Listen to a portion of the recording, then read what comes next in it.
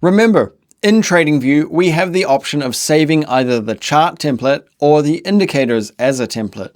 So if we go up to our chart templates here, we can save this one, but we can say make a copy, and we could call this one indicator defaults. Then if we did that, we would save to a new chart, and that would come up when we open our defaults. However, if we change our indicators here, they're going to stay with the chart as the chart is saved, and then they won't be our defaults anymore. So the other way of going about this is to use an indicator template.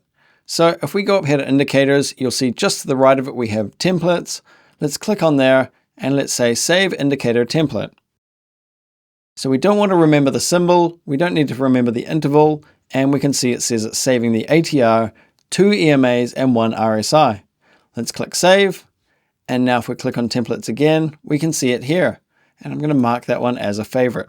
So now that I've marked it as a favorite, we can see there's a little T up here. This is because we called it Trade Your Own Way default indicators. Now, if I remove all the indicators and go back to a blank chart and I hit this T, it's going to populate all of them immediately. Super quick, super handy.